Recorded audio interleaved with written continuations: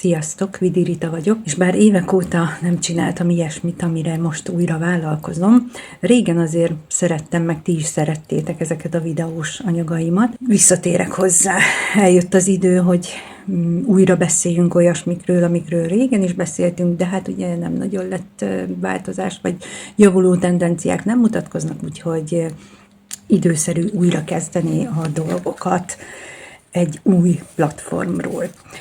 Talán már találkoztatok az új platformommal, amit nem olyan régen indítottam pár héttel ezelőtt, ez az M45 projekt, ami tulajdonképpen a Messier 45 csillagképződményről kapta a nevét, ami nem más, mint a fiastyúk csillagkép az égen. Ez egy úgynevezett nyílt halmaz, és ugye az a lényege, hogy ebben a nyílt halmazban a csillagok, azok ilyen furán viselkednek, mert egyszerre közelítenek is egymáshoz, meg egyszerre egyidejűleg haladnak is egymással együtt egy irányba. És az új blogomon, ami a Substack nevű platformon indult, lehet erről részletesen olvasni, most ebben nem bonyolódok bele, mert most így kezdésként 3 dolgot szeretnék elmondani a közeljövőre vonatkozóan. Fel is jegyzeteltem így magamnak, hogy 3 dolog. Az egyik, hogy a közeljövőben rengeteget fogok beszélni, vagy többször fogom emlegetni az úgynevezett szoftverfuttatás témakörét, ami ugyebár ilyen nem digitális és nem technológiás dolgokkal kapcsolatban így furán hangozhat, de nyilván mindenki hallott már a szoftverekről. Bocsánat, ha összeakad a nyelvem. Mindenki hallott szoftverekről, mindenki hallott számítógépekről, amik futtatják az úgynevezett szoftvereket, és vannak még egyéb ilyen finomságai így a szoftveres környezetnek, meg a hardveres környezetnek, de ez remek analógia arra, hogy átlássuk, hogy hogyan is működünk mi egyénenként is, meg csoportonként, meg mondjuk komplett társadalomként, vagy nagy társadalmi csoportokként, és teljes társadalomként is, vagy akár így bolygó szinten hogyan működünk. És ezt a szoftver dolgot, ezt fogom használni a jövőben is, a közeljövőben is, hogy értsétek, hogy mi is rejlik így az egésznek a mélyén. Mert amikor az ember arra gondol, hogy szeretné az életét jobbá tenni, vagy a szerettei életét jobbá tenni, akkor alapvetően mindenkinek az első törekvése, hogy a hardvert, a saját magát, az énjét változtassa meg. Holott ez ugye a számítógép, mi ilyen személy számítógépek vagyunk, ilyen szuper számítógépek, érző, gondolkodó lények, holott nem a hardvert kell megváltoztatni, hanem igazából a szoftvereket, amik így futnak benn a fejben, a szívben, a lélekben, és amikre hát sajnos nem igazán van egyénként ráhatásunk, hogy ezek hogy kerülnek ránk, belénk, mikor indulnak be, hogyan lehet ezeket kiszemetelni, az elavultakat törölni, hát ez itt a nagy kérdés, és ezek a nagy változásoknak a mozgatórugói. Úgyhogy ezért ez a szoftveres analógia, majd ne lepődjetek meg, ez rendszeresen meg fog jelenni a jövőben is, hogy mindenki értse, hogy mi is a cél, szerintem. Persze nem kell azzal egyetérteni, majd kialakul, hogy kinek mi a meglátása erről. Nekem az a lényeg, hogy mindenkinek legyen meglátása erről. A második dolog, amiről is szeretnék beszélni külön, az az én személyes indítatásom. Meg az én motivációm, hogy kerültünk már megint ide, hogy ilyen kérdésekkel foglalkozunk, hogy a nők helyzete az miért rossz egyáltalán, és hogyan lehet jobb. És azáltal, hogy a nők helyzete mondjuk javul, én nekem ez célom, azáltal a gyerekek helyzete javuljon, a kisállatok helyzete javuljon, a férfiak helyzete javuljon, az idősek helyzete javuljon, és az egész ország helyzete javuljon. Tehát én szeretnék egy ilyen, úgy képzelem az egészet, hogy van egy ilyen kis pont, amiben összesűrítünk dolgokat, gondolkodásokat, gondolatokat, és ebből a pontból kitörünk. És ez egy pontból való kitörés, ez azért jó, mert mindig van hova vissza igazodni, hogyha mondjuk eltévesztjük az irányt, vagy túl nagyot lépünk, és megingunk, hogy egyáltalán jól csináljuk-e a dolgokat, vissza lehet térni ebbe az egy pontba. És ezért az én feladatom, szerintem, vagy én ezt vállalom, hogy ezt az egy pontot, ezt ilyen bivajerőssé tegyem, ami igazából nem egy pont, tehát nem úgy kell elképzelni, mint a matematikában az egy pont elméletét, hogy semmiféle kiterjedése nincsen a térben, hanem egy ilyen bázist, mint amikor fogocskázunk, és akkor befutunk a házba, vagy már nem is tudom, a várba, vagy nem tudom már, hogy neveztük. Tehát egy ilyen bázis, egy ilyen gondolati alapbázis, amiben rengeteg minden belefér, de mégis beszűkítjük, befókuszáljuk egy ilyen irányvonalra, amiből aztán bármi lehet. És az én személyes motivációmon én magam is sokat gondolkodtam, hogy is keveredtem már megint ide. Hát nyilvánvaló, hogy mióta engem így meg lehet találni mondjuk az interneten, azóta gyakorlatilag mindig központi témáim voltak a nők, meg a nőkkel kapcsolatos dolgok, ugye az első könyveimet, anyagaimat, mindent nőknek írtam, aztán ugye írtak a fiúk is, hogy hát de mi is szeretnénk mondjuk online marketinget tanulni tőled, kedves Rita, lehet, hát természetesen lehet, de mindig bennem volt ez a csúnyán úgy mondják, hogy feminista indítatás, de egyébként pedig úgy mondanám, hogy nőfókuszú. Ha ez a feministának a szinonimája, akkor vállalom, de nem úgy vagyok feminista, hogy magamévá teszek egy ideológiát, hanem úgy vagyok úgymond feminista, hogy én a saját gondolatrendszeremet próbálom megalkotni, ezzel együtt élni, ezt fejleszteni, és továbbadni, megmutatni, például nem is biztos, hogy továbbadni, hanem csak megmutatni, hogy másokat is inspiráljon ez az egész. És a személyes motivációm az az, hogy annak idején, ez ugye 2008-9-ben indultam ezzel a női témával, és nagyon sokan rajtam kívül még voltak úgymond a piacon, tehát ezen a nőknek nagyon sokat szolgáltattak, és aztán én ugye más utakra is keveredtem, mert ugye elindítottam a Jobb, hogy féltek is írás dolgaimat, és akkor az úgy kinyílt, tehát nagyon sok, többnyire nők voltak ott, de azért nagyon sok férfi is megjelent, aztán ugye nem tudom én hány anyagot hoztam létre, meg hány könyvet írtam, aminek már nem kifejezetten csak a nők voltak a célközönsége, de mai napig ugye leginkább nők keresnek engem, meg nők találnak meg, és azt vettem észre, hogy ugye 2008 óta eltelt 17 év, és nem lett jobb a helyzet. Sőt, sokkal rosszabb lett. Ami nekem ugye egy ilyen személyes valamit ad, az az, hogy nőként 51 évesen, most vagyok 51 éves, múltam, majd nem sokára már 52 leszek, tehát 51 évesen van már egy felnőtt lányom, akinek van már családja. Én magam egy olyan életutat jártam be, ami úgy kezdődött, hogy mindig ezek a lesajnáló tekintetek, hogy jaj, Rituska, igen, te író akarsz lenni? Nem tudtad, hogy nem lehet akárki író? Na mindegy, hát hagyj ábrándozzon, úgyis ábrándozós gyerek. Meg újságíró akarsz lenni? Hát ahhoz kapcsolatok kellenek, meg ilyesmi. Régész akarsz lenni? Na hát az már igen, de szeretsz kinásni a hóban, fagyban, 50 fokos napsütésben, nem? Jó, akkor az majd nem fog neked működni. Tehát az, hogy mondjuk történész legyek, az ugye fel sem merült, én nagyon szerettem volna régész lenni, és hogy az egész gyerekkorom ezzel telt, hogy jól van, Rituska, ábrándozzál csak. Aztán ugye én nagyon korán szültem. Tehát 19 éves voltam, amikor a lányom született, így ő már 33 éves lesz, és nekem az egész életem, amióta tudom az eszemet igazából, az vagy írással, vagy anyasággal telt. Tehát íróként, gondolkodóként, anyaként, meg egyébként ugye nagyon sokáig az autóiparban dolgoztam minőségbiztosítási tanácsadóként, és akkor meg ugye ilyen szellemi vezetőként, ilyen iránymutatóként, hogy hogyan is kellene jól csinálni a dolgokat ahhoz, hogy mindenki jól érezze magát, főnökök is elégedettek legyenek, meg a dolgozók is, hogy ne kelljen annyit problémázni mondjuk a selejtgyártással, és így anyaként, nőként, íróként, alkotóként, meg ilyen szellemi vezetőként töltöttem az egész életemet.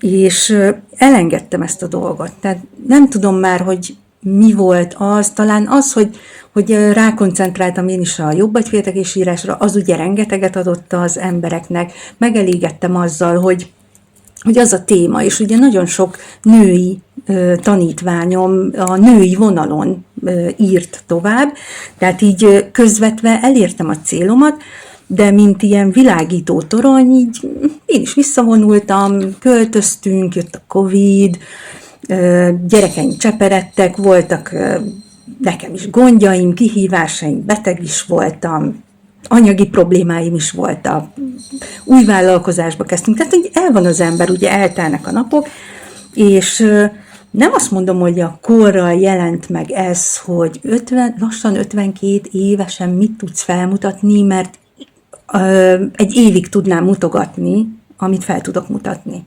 És még mindig nem érnék a végére. Tehát nagyon sok mindent úgymond letettem az asztalra, de valahogy így az motoszkált bennem, hogy megtehetem. Megtehetem, hogy most azzal foglalkozom, amit elengedtem mondjuk az elmúlt 8 évben.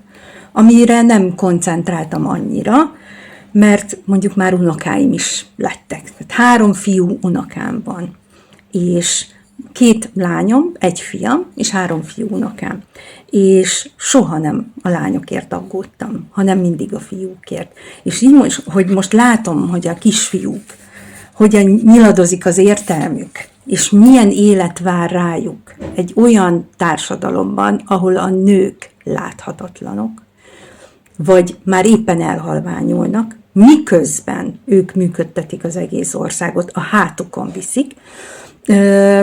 Valahogy így felébred bennem mostanság ez a dolog, és hát nemrég történt egy tragikus esemény, amin lehet, hogy sokan nevetni fognak, de remélem, hogy meg tudom állni sírás nélkül, hogy elmeséljem.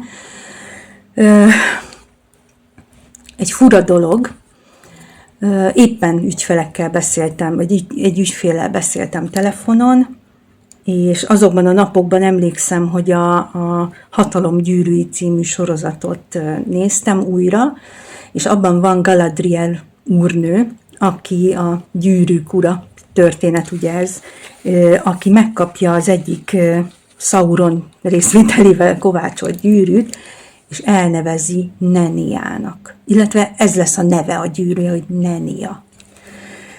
És ezekben a napokban, ez szeptember 1-én volt konkrétan, ültem az asztalomnál, és egy ügyféllel beszéltem telefonon, és fönn van a falon a nagy monitor, amin a kamerák, be van kamerázva ott az udvar, amin a kamerák képét lehet látni, és egyszer csak azt láttam, hogy a kerti pihenőszéken valami fura dolog mozog.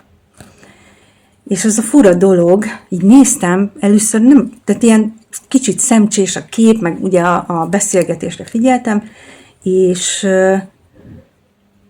így mire felfogtam, hogy mi az, már így tényleg így jól kirajzolódott, egy kis cica volt. És nekünk van 2 macskánk, meg egy kutyánk, volt akkor, és a kis cica ott játszott a nyugszéken, vagy hogy mondják ezt, leesett, felment újra, tehát egy bohókás kis macska volt, és nagyon sokáig ott volt, egy 20 percig néztem a kamerán, még le is fotóztam, hogy meg tudjam mutatni a férjemnek, meg a gyerekeimnek, és kimentem hozzá, mert nem ment el. És odajött és dorombolt.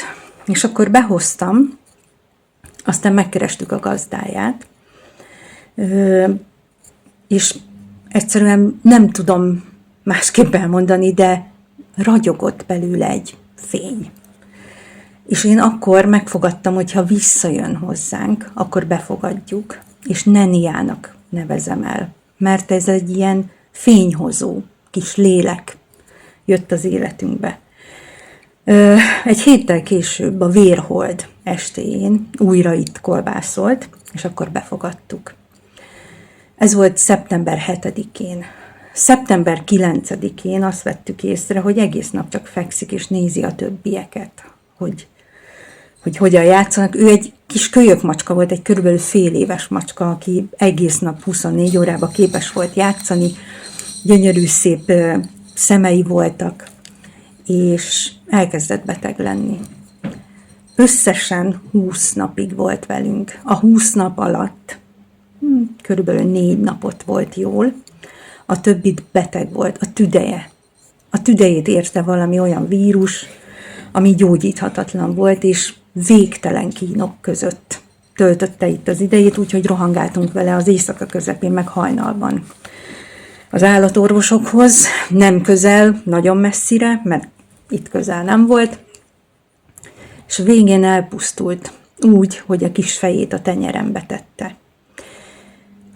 És én akkor megfogadtam, hogy amit ő hozott, erőt, fényt, azt tovább kell adnom, mert egyszerűen nem lehet, hogy ne legyen értelme annak, ahogy ő itt hozta a fényt, de nagyon gyorsan kiderült, hogy hozta a szenvedést hozni jött hozzánk. 20 nap. 20 nap alatt ez a kismacska mindent megváltoztatott az életünkben.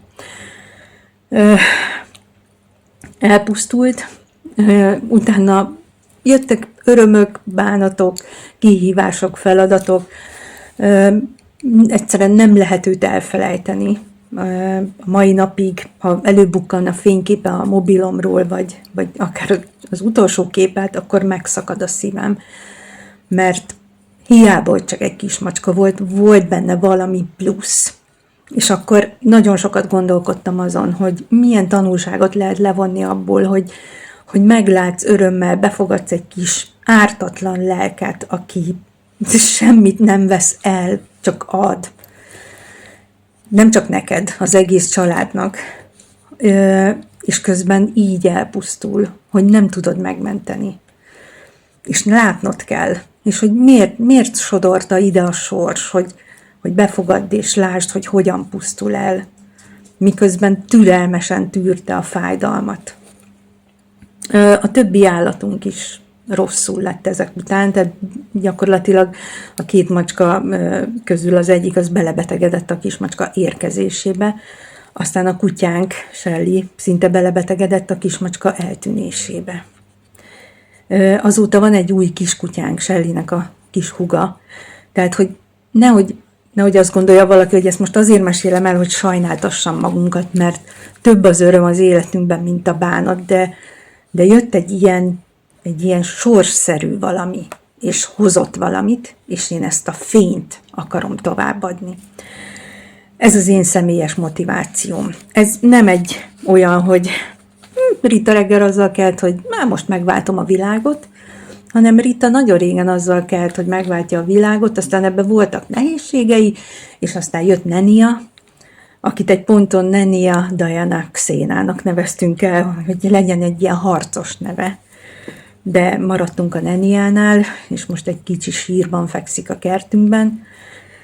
Ő rá is emlékezve, és az ő létezése is egy emlékeztető arra, hogy vannak fénypontok, amik hoznak, de nem ilyen, mostantól minden csodálatos, mostantól csak és kizárólag süt a nap, nem, hanem pontosan azért jönnek, hogy amikor már nem süt a nap, vagy hosszú ideig nem süt a nap, akkor is tudjál mire emlékezni, hogy volt egy ilyen fénypont. Nyilván mindenki életében vannak ilyenek, meg sokan mondanák, hogy egy macska. Igen, egy macska, de soha ne rójátok fel valakinek, hogy megsirat egy kis cicát, és beleszövi a motivációs nem tudom én miébe, olyas valakinek, aki 5 éve gyászol egy kaméleont, aki meg még cukik volt, mint egy kis macska. Úgyhogy ez az én személyes motivációm, amit azért mondtam így el, hogy lássátok, hogy nagyon sok minden van mögött. Nem kell, hogy minden mögött egy ilyen nagyon kézzel fogható valami ötlet legyen. Nem, ez így formálódik, alakulgat, és aztán történnek dolgok, és aztán így az ember így kigondolja, hogy mit tudok tenni. És akkor én arra jutottam, hogy így az M45 projekt keretében most még egy darabig nagyon egyedül, de vállaltan egyedül szeretnék problémákról beszélni. Azért, hogy felkeltsem a problématudatot. És Az az érdekesség történt, hogy akinek így beszéltem erről a dologról, vagy így szóba jött, így szóba, mindenki, amikor így meséltem arról, azokról az mondjuk ilyen adatokról, amik nekem így megragadták a figyelmemet, hogy így elmeséltem, hogy szerintem ez gond, majd fogom mondani ezeket bizonyos idő múlva, meg majd a következő ilyen anyagokban, hogy mindig az merül fel, hogy de mi a megoldás? Mi a megoldás? Volt, aki azt mondta, hogy beszélj Magyar Péterrel. Hát pont ez is egy gond, hogy felismerünk egy problémát, és azt gondoljuk, hogy beszélünk egy politikussal, legyen akárki, a világ legcsodálatosabb politikusa is lehet. De komolyan egy politikustól várunk megoldásokat. Meg az egy megoldás a mi részünkről, hogy beszéljünk egy politikussal. Nem az. Az a probléma része.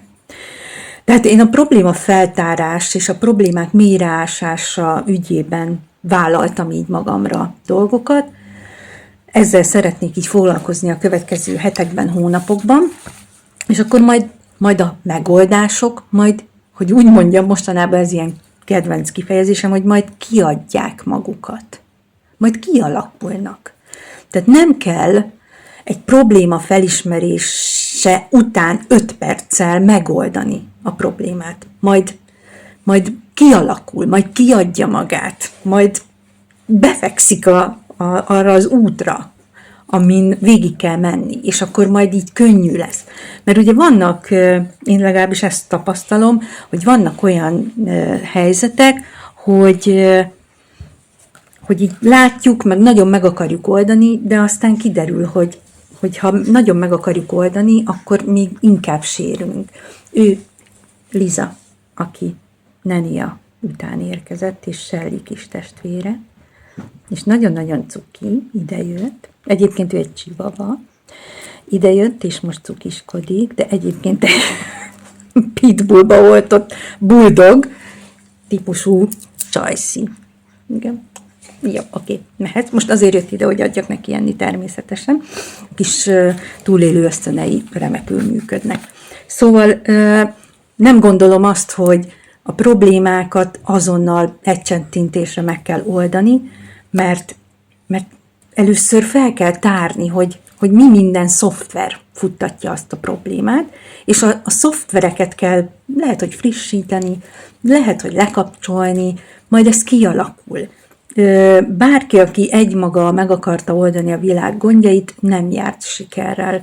Én azon vagyok, hogy a probléma feltárások mentén jussunk el közösen, vagy mindenki egyénileg, vagy hálózatban, vagy tényleg ilyen nem rivalizálva, de nem is kell, hogy szorosan együttműködve, mindenki tegye a dolgát, amit úgy érez, hogy az az ő dolga, és aztán majd lesz valami. Nekem van egy ilyen a fejemben, hogy most így ezen a télen, ugye most 2025. november 30-a van, ezen a télen így megalapozom ezt a projektet, és aztán pedig aki szeretne bármilyen módon csatlakozni, én nem szeretnék egyesületet, nem szeretnék valamiféle intézményi, nem tudom én micsodát, most így, a mostani gondolatommal, de lehet, hogy lesz majd belőle. Nem akarok semmit se kizárni, se bezárni, nem akarok én magam szoftvereket beültetni emberek fejébe, hanem csak ilyen, mint a világító torony. Számomra ez egy ilyen szimbolika, ami így fontos, mert régen mindig úgy hivatkoztam így magamra, hogy én csak az útjelző tábla vagyok. Te döntöd el, hogy megállsz a stop táblánál, vagy nem, vagy arra mész, vagy amarra, de az kevés. Tehát szerintem az világító torony szimbolika az egy kicsit úgy jobban illeszkedik arra, amit én most szeretnék, és hát Nenia emléke is ezt idézi fel bennem, hogy így megvilágítani. De ugye a világító torony az így körbeforog, hogy merre menjél, hogy jelzi, hogy arra van a part, és közben ennyi a teendője. Hát én egy kicsit ugye másképp megközelítve, de így a problémákra való rávilágítás ügyében szeretnék majd itt tevékenykedni. Úgyhogy ez volt ez a 3 fontos dolog, amit szerettem volna így elmondani így a cikkek körítéseként. Az egyik ugye ez a szoftverfuttatás, másik a saját személyes motivációm, így aktuálisan, és a problémákkal való foglalkozás. Úgyhogy majd innen folytatjuk, és remélem, hogy itt lesztek velem. Köszönöm szépen a figyelmet!